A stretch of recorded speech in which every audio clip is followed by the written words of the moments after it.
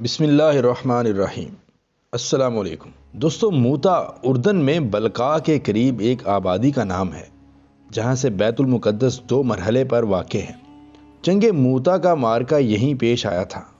یہ سب سے بڑا خونریز معرکہ تھا جو مسلمانوں کو رسول اللہ صلی اللہ علیہ وآلہ وسلم کی حیات مبارکہ میں پیش آیا، اور یہی معرکہ عیسائی ممالک کی فتوحات کا پیش خیمہ ثابت ہوا۔ یہ واقعہ جمادی الاولیٰ 8 ہجری بمطابق اگست یا ستمبر 629 عیسوی میں پیش آیا تھا۔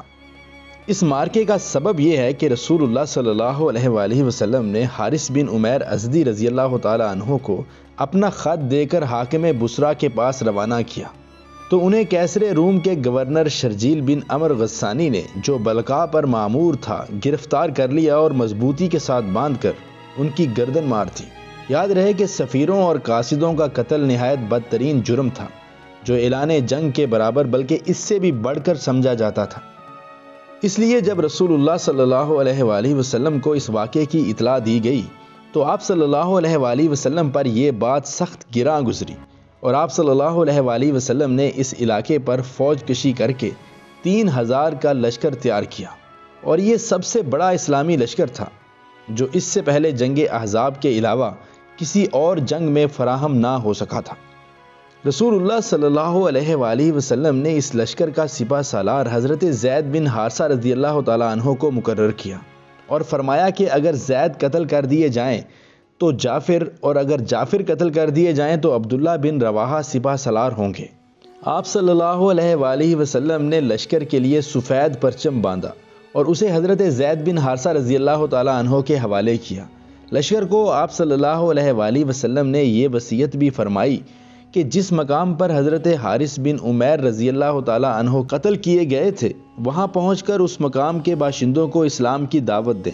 اگر وہ اسلام قبول کر لیں تو بہتر، ورنہ اللہ سے مدد مانگیں اور لڑائی کریں۔ آپ صلی اللہ علیہ وآلہ وسلم نے فرمایا کہ اللہ کے نام سے اللہ کی راہ میں اللہ کے ساتھ کفر کرنے والوں سے غزوہ کرو، اور دیکھو بد عہدی نہ کرنا، خیانت نہ کرنا، کسی بچے اور عورت اور فنا کے قریب بڈھے کو، اور گرجے میں رہنے والے دنیا کے تارک کو قتل نہ کرنا، کھجور اور کوئی درخت نہ کاٹنا، اور کسی عمارت کو منہدم نہ کرنا۔ اسلامی لشکر شمال کی طرف بڑھتا ہوا معان پہنچا۔ یہ مقام شمالی حجاز سے متصل شامی اردنی علاقے میں واقع ہے۔ یہاں لشکر نے پڑاؤ ڈالا، اور یہیں جاسوسوں نے اطلاع پہنچائی کہ ہرقل کیسر روم بلقاء کے علاقے میں معاب کے مقام پر 1,00,000 رومیوں کا لشکر لے کر خیمہ زن ہے، اور اس کے جھنڈے تلے مزید قبائل عرب، لخم و جذام، بلکین و بحرہ اور بلی کے مزید 1,00,000 افراد بھی جمع ہو گئے ہیں۔ مسلمان حیران تھے، اور اسی حیرانی میں معان کے اندر 2 راتیں غور اور مشورہ کرتے گزار دیں۔ کچھ لوگوں کا خیال تھا کہ ہم رسول اللہ صلی اللہ علیہ وآلہ وسلم کو لکھ کر دشمن کی تعداد کی اطلاع دیں، اس کے بعد یا تو آپ کی طرف سے مزید کمک ملے گی یا اور کوئی حکم ملے گا اور اس کی تعمیل کی جائے گی۔ لیکن حضرت عبداللہ بن رواحہ نے اس رائے کی مخالفت کی اور یہ کہہ کر لوگوں کو گرما دیا کہ لوگو، اللہ کی قسم، جس چیز سے آپ کترا رہے ہیں یہ وہی تو شہادت ہے جس کی طلب میں آپ نکلے ہیں۔ یاد رہے، دشمن سے ہماری لڑائی تعداد، قوت اور کثرت کے بل پر نہیں ہے، بلکہ ہم محض اس دین کے بل پر لڑتے ہیں جس سے اللہ نے ہمیں مشرف کیا ہے۔ اس لیے چلیے آگے بڑھیے، ہمیں 2 بھلائیوں میں سے ایک بھلائی حاصل ہو کر رہے گی، یا تو ہم غالب آئیں گے یا شہادت سے سرفراز ہوں گے۔ بالآخر حضرت عبداللہ بن رواحہ رضی اللہ تعالیٰ عنہ کی پیش کی ہوئی بات طے پا گئی۔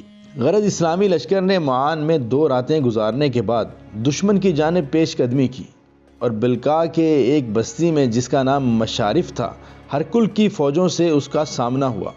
اس کے بعد دشمن مزید قریب آ گیا اور مسلمان موتا کی جانب سمٹ کر خیمہ زن ہو گئے۔ پھر لشکر کی جنگی ترتیب قائم کی گئی۔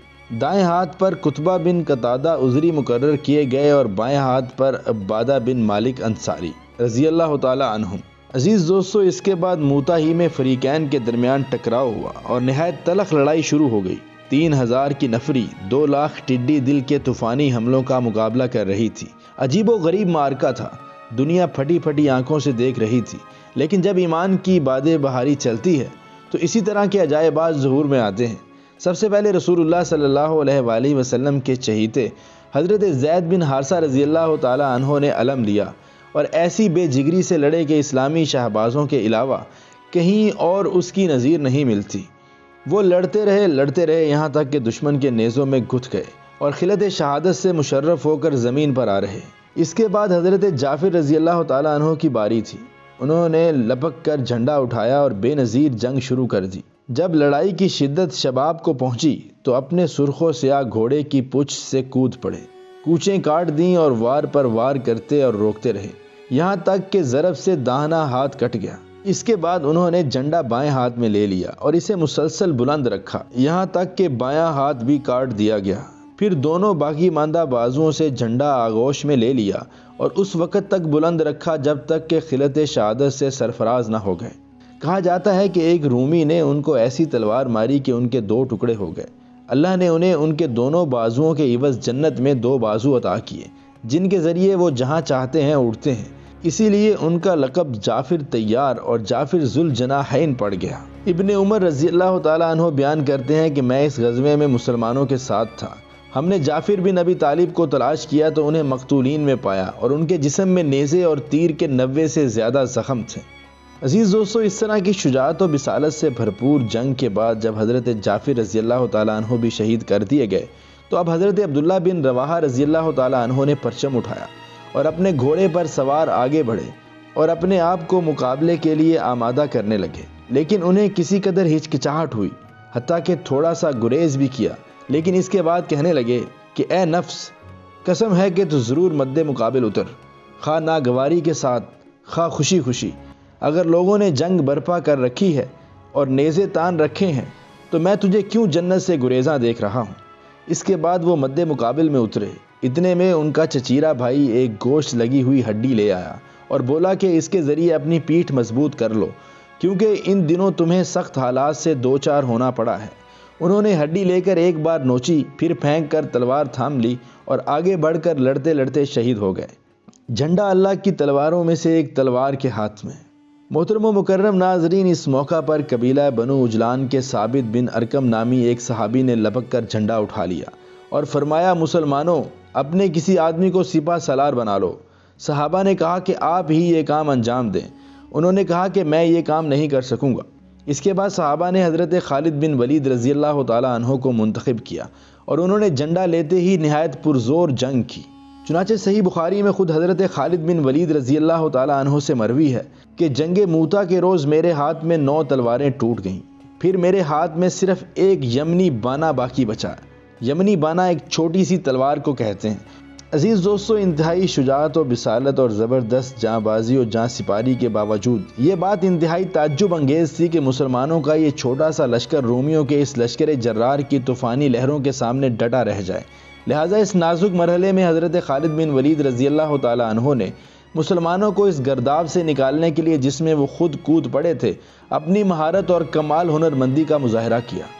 تمام روایات پر نظر ڈالنے سے صورتحال یہ معلوم ہوتی ہے کہ جنگ کے پہلے روز حضرت خالد بن ولید رضی اللہ تعالیٰ عنہ دن بھر رومیوں کے مد مقابل ڈٹے رہے، لیکن وہ ایک ایسی جنگی چال کی ضرورت محسوس کر رہے تھے جس کے ذریعے رومیوں کو مرعوب کر کے اتنی کامیابی کے ساتھ مسلمانوں کو پیچھے ہٹا لیں کہ رومیوں کو تعاقب کی ہمت نہ ہو سکے، کیونکہ وہ جانتے تھے کہ اگر مسلمان بھاگ کھڑے ہوئے اور رومیوں نے تعاقب شروع کر دیا تو مسلمانوں کو ان کے پنجے سے بچانا سخت مشکل ہو جائے گا۔ چنانچہ جب دوسرے دن صبح ہوئی تو انہوں نے لشکر کی حیت اور وضع تبدیل کر دی اور اس کی ایک نئی ترتیب قائم کی۔ اگلی لائن کو پچھلی اور پچھلی لائن کو اگلی لائن کی جگہ پر رکھ دیا اور دائیں کو بائیں اور بائیں کو دائیں سے بدل دیا۔ یہ کیفیت دیکھ کر دشمن چونک گیا اور کہنے لگا کہ انہیں کمک پہنچ گئی ہے۔ غرض رومی ابتدا ہی میں مرعوب ہو گئے۔ ادھر جب دونوں لشکر کا آمنا سامنا ہوا اور کچھ دیر تک جھڑپ ہو چکی تو حضرت خالد بن ولید رضی اللہ تعالیٰ عنہ نے اپنے لشکر کا نظام محفوظ رکھتے ہوئے مسلمانوں کو تھوڑا تھوڑا پیچھے ہٹانا شروع کر دیا، لیکن رومیوں نے اس خوف سے ان کا پیچھا نہ کیا کہ مسلمان دھوکہ دے رہے ہیں اور کوئی چال چل کر انہیں صحرا کی پنہائیوں میں پھینک دینا چاہتے ہیں۔ اس کا نتیجہ یہ ہوا کہ دشمن اپنے علاقہ میں واپس چلا گیا اور مسلمانوں کے تعاقب کی بات نہ سوچی۔ ادھر مسلمان کامیابی اور سلامتی کے ساتھ پیچھے ہٹے اور پھر مدینہ واپس آ گئے۔ اس جنگ میں 12 مسلمان شہید ہوئے۔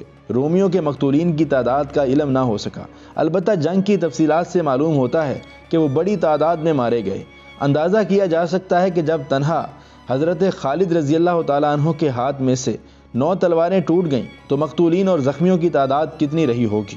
اس مارکے کی سختیاں جس انتقام کے لیے جھیلی گئی تھیں، مسلمان اگرچہ وہ انتقام نہ لے سکے، لیکن اس مارکے نے مسلمانوں کی ساکھ اور شہرت میں بڑا اضافہ کیا۔ اس کی وجہ سے سارے عرب انگشت بدنداں رہ گئے، کیونکہ رومی اس وقت روئے زمین پر سب سے بڑی قوت تھے۔ عرب سمجھتے تھے کہ ان سے ٹکرانا خودکشی کے مترادف ہے، اس لیے 3000 کی ذرا سی نفری کا 2 لاکھ کے بھاری بھرکم لشکر سے ٹکرا کر کوئی قابل ذکر نقصان اٹھائے بغیر واپس آ جانا عجوبہ روزگار سے کم نہ تھا۔ اور اس سے یہ حقیقت بڑی پختگی کے ساتھ ثابت ہوتی تھی کہ عرب اب تک جس قسم کے لوگوں سے واقف اور آشنا تھے، مسلمان ان سے الگ تھلگ ایک دوسری ہی طرز کے لوگ ہیں۔ وہ اللہ کی طرف سے معید و منصور ہیں اور ان کے رہنما واقعتاً اللہ کے رسول ہیں۔ اس لیے ہم دیکھتے ہیں کہ وہ ضدی قبائل جو مسلمانوں سے مسلسل برسر پیگار رہتے تھے، اس مارکے کے بعد اسلام کی طرف مائل ہو گئے۔ چنانچہ بنو سلیم، اشجع، غطفان، ذیبان اور فزارہ وغیرہ قبائل نے اسلام قبول کر لیا۔ یہی مارکہ ہے جس سے رومیوں کے ساتھ خونریز ٹکر شروع ہوئی، جو آگے چل کر رومی ممالک کی فتوحات اور دور دراز علاقوں پر مسلمانوں کے اقتدار کا پیش خیمہ ثابت ہوئی۔